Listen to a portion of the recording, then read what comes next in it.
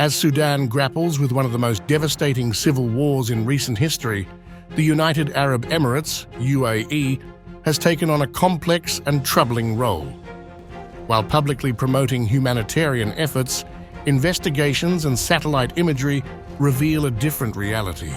The UAE is allegedly facilitating arms, smuggling and supporting paramilitary forces implicated in atrocities across the nation. Advanced Chinese-made wing. Lung. 2 drones are reportedly being deployed from a military-style airfield in Chad, just across the border. These drones, equipped for surveillance and intelligence gathering, are assisting the Rapid Support Forces, R.S.F, a paramilitary group accused of widespread violence, including attacks on hospitals and looting humanitarian aid. Despite the UAE's claims of being a peace advocate and champion of humanitarian causes, evidence suggests it is simultaneously reinforcing the R.S.F's capabilities. The Emirati government has denied arming any warring parties and expressed concern over the humanitarian crisis unfolding in Sudan.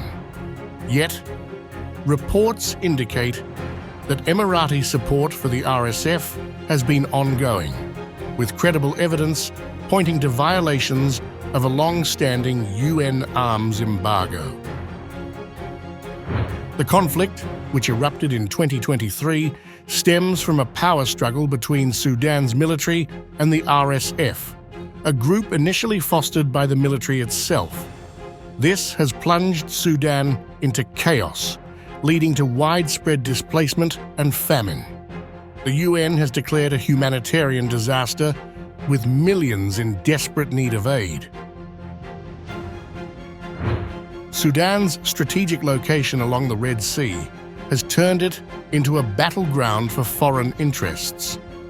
Iran has supplied armed drones to the Sudanese military, which has fought alongside Ukrainian special forces in the capital, Khartoum.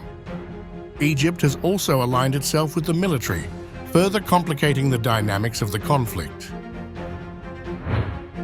Russia has engaged in a dual strategy. Wagner mercenaries initially provided missiles to the R.S.F, but recent reports indicate that the Kremlin has shifted its support to the military, trading arms in exchange for naval access to Sudan's Red Sea coast. The Houthis of Yemen, acting under Iran's directive, have sent shipments of weapons to the Sudanese military, while Qatar has bolstered the military with 6 Chinese warplanes. The UAE's strategic interests in Sudan are clear. As a wealthy nation looking to cement its influence in the region, it appears to be engaging in a high-stakes game. While it presents itself as a beacon of humanitarian support, experts suggest that the UAE's actions align with its broader geopolitical ambitions, raising concerns about its true motives. Recent findings by UN investigators corroborate earlier reports detailing the UAE's arms smuggling operations, revealing an extensive network that extends beyond Sudan to other conflict zones like Libya. The scale and sophistication of these operations raise serious questions about the motivations behind the UAE's involvement in Sudan. In the midst of this turmoil, Sudanese civilians continue to bear the brunt of the violence. With the R.S.F reportedly utilizing drones for battlefield intelligence and escorting arms shipments, fears are growing that the situation will deteriorate further, leading to even greater atrocities against vulnerable populations. The international community is watching closely. US officials have urged the UAE to cease its support for the R.S.F, with Vice President Kamala Harris confronting Emirati leadership during a recent meeting.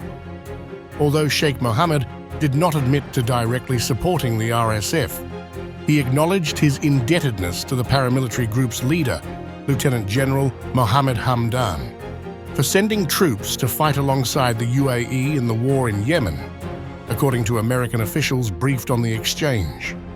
As the conflict intensifies, The gap between the UAE's humanitarian rhetoric and its covert military support raises profound ethical and geopolitical questions.